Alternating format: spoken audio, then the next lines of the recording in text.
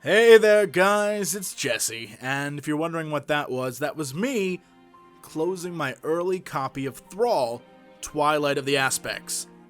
I'll say it right now, from the get-go, if you're a lore fan, this is a book you need. It's that big. And yeah, I know, no spoilers, but at least let me give you a rundown to explain why this is one of the few WoW books that you really need to pick up. Taking place sometime between the Shattering and 4.2, the story follows Thrall and, you guessed it, the dragon aspects. How are they connected? What role does Thrall play in their story, and what role do they play in his?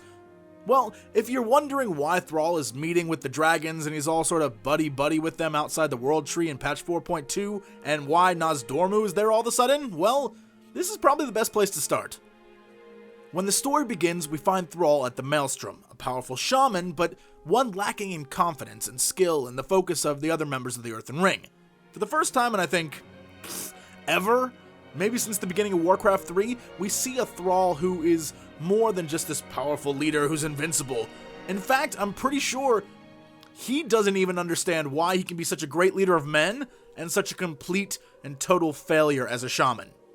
So of course, during one extremely vital elemental soothing spell, he loses concentration and the entire thing collapses. Some of the other shaman, led by Redgar, accuse him of failing, and Aggra and Nabundo come to his aid, but of course he's just so angry with himself, he sulks away and doesn't want to hear any of it.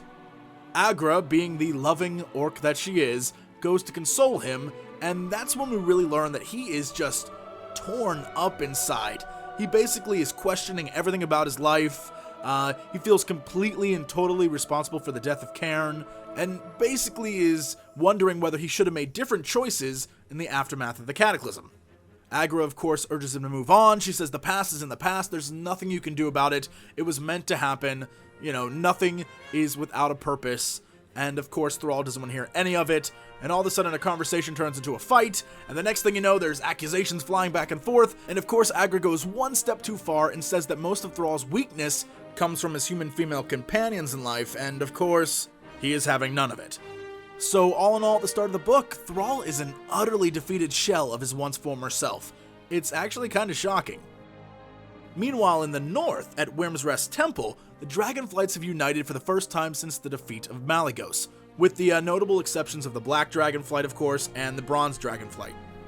Alexstrasza decides, in a pretty big theme throughout the entire book, that you know what, the past is in the past, it's time to move on, we made choices, we have to live with them, but we have to come together and form a new accord.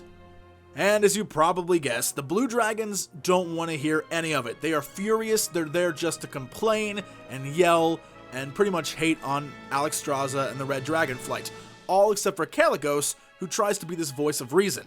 It isn't really until Ysera, who recently woke up from the Emerald Dream, enters the conversation and stops the argument. Still sort of disconnected from this reality, but still sort of just waking up from the dream, she speaks in riddles and strange phrases, but she does warn that in the dream, she bore witness to a terrible event known as the Hour of Twilight. When questioned, she only really offers cryptic responses, but she warns them all that if the flights do not unite now, there will be no hope. And since they want you to read the whole book, right before you're about to delve just a little bit deeper and get that massive lore download, Twilight Drakes are spotted in the distance. The dragons, rushing to protect the temples and the shrines beneath it, move to intercept the Twilight Drakes. However, it turns out this is merely a diversion, allowing for what can easily be classified as one of the most shocking moments in recent WoW lore. So much so that Alexstrasza basically forsakes her own flight and leaves all the dragons to their own ends.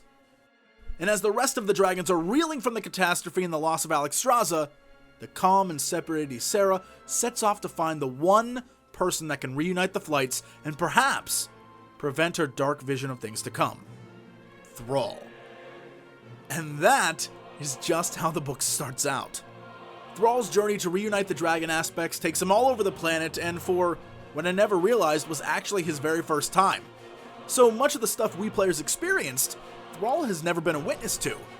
Of course, this is no more present than when Thrall goes to visit the Caverns of Time, where all the visuals that we sort of take for granted now, he experiences for the very first time, and There's one passage in there where he talks about walking by a graveyard, and he wonders who would be buried there. And I have to honestly admit, I actually have wondered that question myself the many times I've been past that place. You should know exactly what I'm talking about if you played for a while. Speaking of the Caverns of Time, this is probably one of the most lore-heavy sections of the book, especially relating to all sorts of unanswered questions and old unresolved lore issues, all those things that you've kind of been wondering about. Let's just say by the time he leaves, you'll learn way more than you thought you would. And more importantly, you really start to get the sense that all the old, nearly resolved, sorta unfinished plot lines are coming together from the past two expansions, and you know what? That's kind of a great feeling.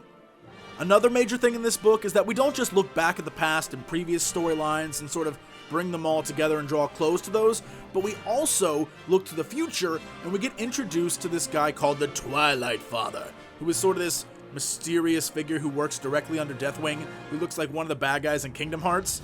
So, you know, that makes him a pretty sinister dude, and of course, to make him even worse, he keeps a blue dragon on a chain in some sort of skimpy Princess Leia outfit, who is of major importance, by the way, but I won't get into that.